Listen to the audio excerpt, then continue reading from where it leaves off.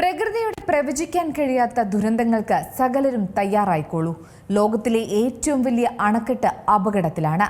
ചൈനയുടെ ആധുനിക എഞ്ചിനീയറിംഗ് വൈദഗ്ധ്യത്തിന്റെ പ്രതീകമായി യാങ്സി നദിക്ക് കുറുകെ നിർമ്മിക്കപ്പെട്ടിരിക്കുന്ന ത്രീ ഗോർജസ് ഡാം എന്ന ഭീമൻ അണക്കെട്ട് ഭൂമിയുടെ ഭ്രമണത്തിന്റെ വേഗതയെപ്പോലും സ്വാധീനിക്കാൻ കഴിവുള്ളതാണ് എന്നതിൽ യാതൊരു സംശയമില്ല. ലോകത്തിലെ ഏറ്റവും വലിയ ജലവൈദ്യുത അണക്കെട്ടായി അറിയപ്പെടുന്ന ത്രീ ഗോർജസ് ഡാം ഊർജ്ജ സുരക്ഷ, വെള്ളപ്പൊക്ക നിയന്ത്രണം എന്നിവ ഉറപ്പു നൽകുന്നുണ്ട്. വലിപ്പം കൊണ്ടും ശേഷി കൊണ്ടും ലോകത്തിലെ ഒന്നാം നിരയിൽ നിൽക്കുന്ന അണക്കെട്ട് കൂടിയാണിത്. ഇതിനെ ചുറ്റിപ്പറ്റി നിരവധി വിവാദങ്ങളും ചർച്ചകളും ഇന്ന് നിലനിൽക്കുന്നുണ്ട്. ചൈനയുടെ ത്രീ ഗോർജസ് ഡാം, ഈ ഭീമൻ ഡാമിനെ കുറിച്ചുള്ള ചില റിപ്പോർട്ടുകളാണ് ആശങ്ക ഉയർത്തുന്നത്.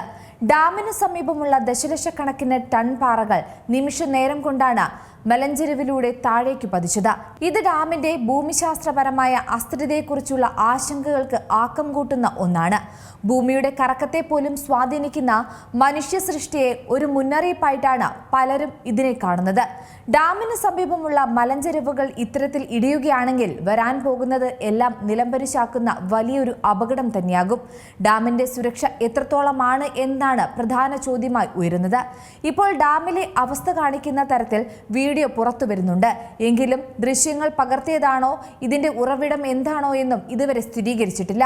അതേസമയം ഈ മേഖലയിൽ മണ്ണിടിച്ചിൽ അസാധാരണമല്ല.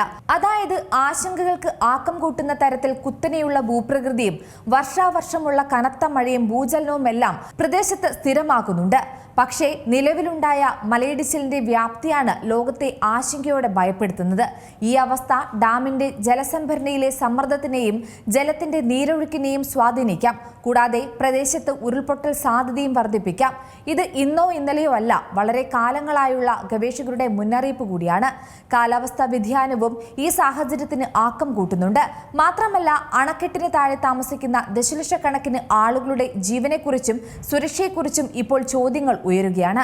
ഇത് ചൈനയിൽ മാത്രം ഒതുങ്ങുന്ന ഒരു കാര്യമല്ല, ലോകത്തിന്റെ കൂടെ ആശങ്കയാണ്. വൻകിട ജലവൈദ്യുത പദ്ധതികളുടെ സുരക്ഷയെയും ചോദ്യം ചെയ്യുന്ന ഒന്നുകൂടിയാണിത്.